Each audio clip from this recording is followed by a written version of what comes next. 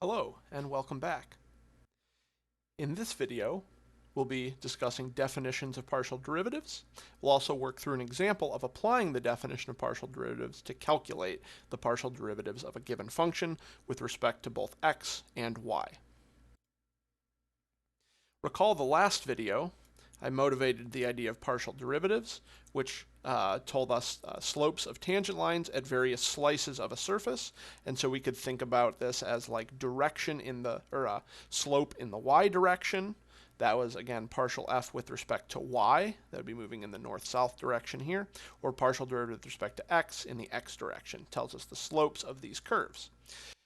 And so we're going to use that idea to come up with the definition for these things, right? We apply what we know of the definition of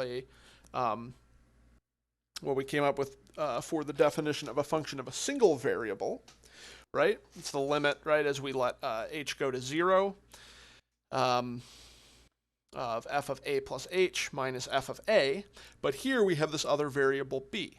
The idea is we're going to leave this b fixed because we're just dealing with the curve, which is the function just at that slice that we've taken out of it. Okay, I think this is maybe best understood through a little interactive figure, so I'm going to go ahead and get those up.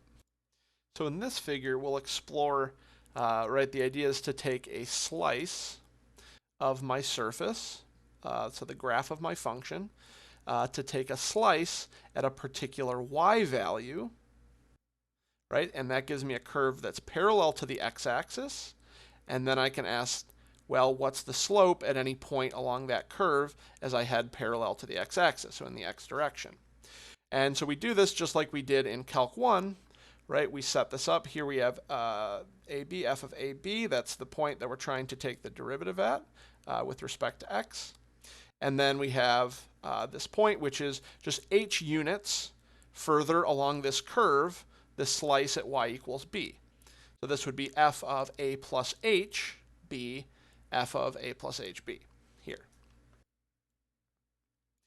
And we let h go to 0, right? We take a limit as h goes to 0, and then geometrically, remember what's happening here is the secant lines are getting closer and closer to the tangent line, which is pictured in blue here. So that blue is the limit. That's my tangent line, and I'm recovering the slope of that by computing this limit.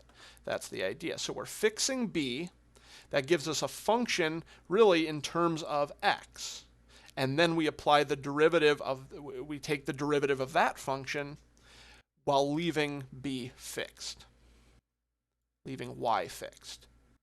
We're going to see that's going to offer a really nice way to calculate these things if we remember that we're essentially reducing this function of two variables to a function of one variable by fixing the y coordinate, right? And then we can vary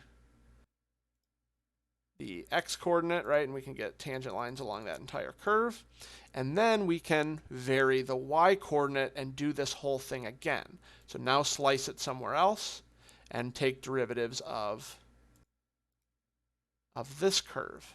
And we do the same thing. The beautiful thing about math is we don't have to do this infinitely many times. We can do it once with arbitrary constants and variables. This is the beauty of math. And of course, we can do this in the y direction as well. Right? We're not limited to just the x direction. We can also fix x at some a value now, fixing x at some a value, intersect the surface at that plane, x equal a, and then we get a curve in the y direction, right? So we can do the whole thing again, and we can look at the derivative, let h goes to 0, let h go to 0 at each of these points, get the slope, slope of the blue line there, the tangent. And we can do this at any point on the curve, and then we can repeat this whole process at a different value of a, at a different slice. Same thing we did in the x direction, but now in the y direction for any point. And we would do that by, again, reducing the function of two variables to a function of one variable by fixing the x coordinate and just letting the y coordinate vary. This is what's happening geometrically. This is what we're setting up analytically or algebraically to get a hold of that. So let's actually do this now. Let's compute one of these using the limit. hope you won't just skip the rest of this. I know that's not a terribly fun thing for many people watching this video to do, to compute derivatives by the definition. But it's good to do this when you have a new object like functions of two variables. We have this all set up. I mean, we got to follow it out at least once before I show you the tricks, before I show you the easier way to think about this. Yeah. Now you're really going to skip to the end of this. All right, anyway, if you're still with me, let's do this. So let's compute fx and fy. So fx, so I want to do partial fx, fx and fy, right? I'm mixing up my notation, right? I'm computing fx here. Let me make sure I switch my scene. Good. So, right, fx of ab, so this is the partial derivative in the x direction, which means I'm going to fix y and let x vary. So this is going to be a limit. Notice that this is a limit just of a single variable h, so we don't even need limits of functions of two variables here. I wonder what we're going to use those for. Ooh. Limit as h goes to 0 of f of, so I'm letting the x variable vary because that's what I want the derivative in. So this is a plus h. We're fixed at b. And I want the difference, right? I want the slope of the secant line. That's this. And divide it by h because I want the slope of that secant line. And then I let h go to 0. So let's actually plug this in. Let's try and evaluate this thing. Limit as h goes to 0. Of f of a plus h. So here x squared times y is my function of two variables. So that'll be a plus h squared y, which is b, minus a squared b all over h. All right, I can, let's see, what's the best way to do this? Well, I can factor out a b first, and then it looks like I'm going to have to expand this a plus h squared out. So let's do that. Limit h goes to 0. I'll pull the b out. Notice that I can pull the b out because the b coordinate's not changing. So it's going to be common to both f of this first instance and the second instance.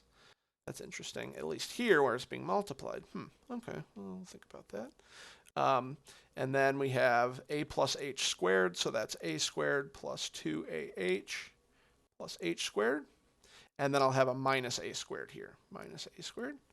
All right, cool. The a squareds can go ahead and cancel off there, which is what we like to have happen in this sort of situation, right? If you remember doing these, might have been a year or 2 or 10 years since you've done one of these. So I'd like to remind you of these cool things that happen when you calculate this.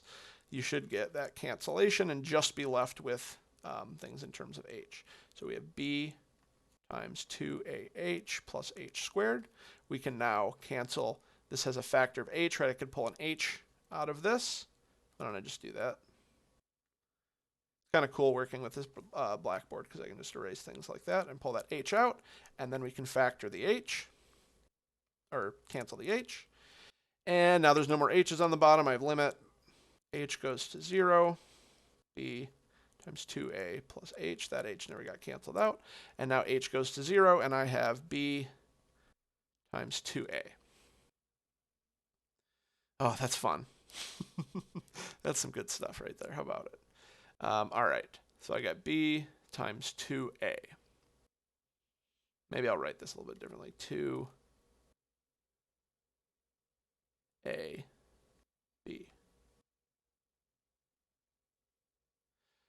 So notice something interesting here. What's the derivative if I pretend like y is a constant? So let me say pretend that y is constant with respect to x.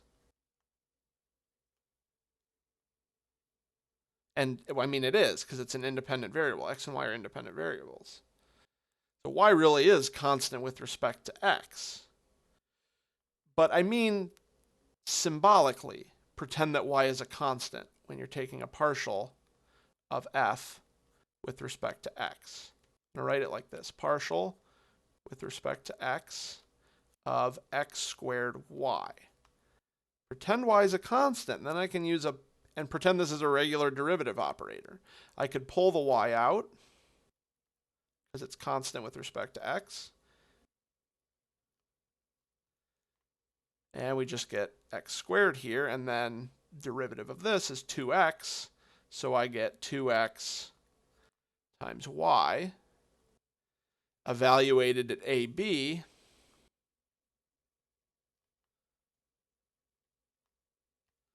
I get 2AB. I get what I got over here. I don't like how that looks.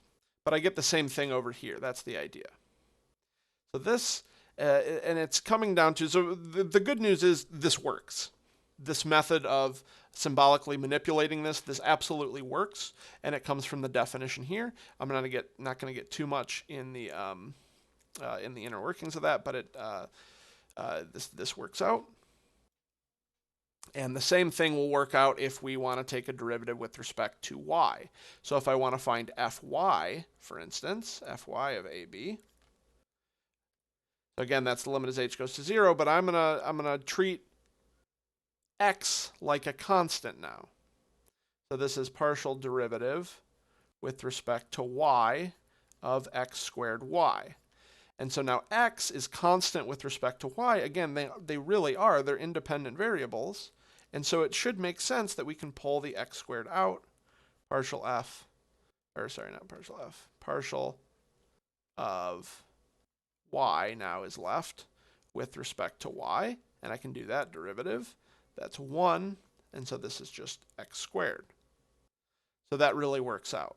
So here this is evaluated at AB. We could just as easily say xy here and say this is 2xy. So right, we could say fx is 2xy and fy is x squared. And there's our two partial derivatives of f with respect to both x and y. So this is the big idea, is we can treat the y variable as a constant. And again, that's coming from this limit here. We can treat it like a constant.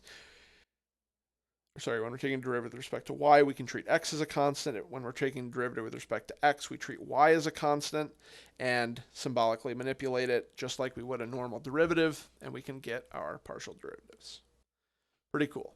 All right, lots more examples. You might have to remember some derivatives rules. Lots of derivatives coming up. We already did that, didn't need more room. Got some more examples here. So if you like, you can join me in those example videos as we work through some more derivatives. I'll see you there. Maybe.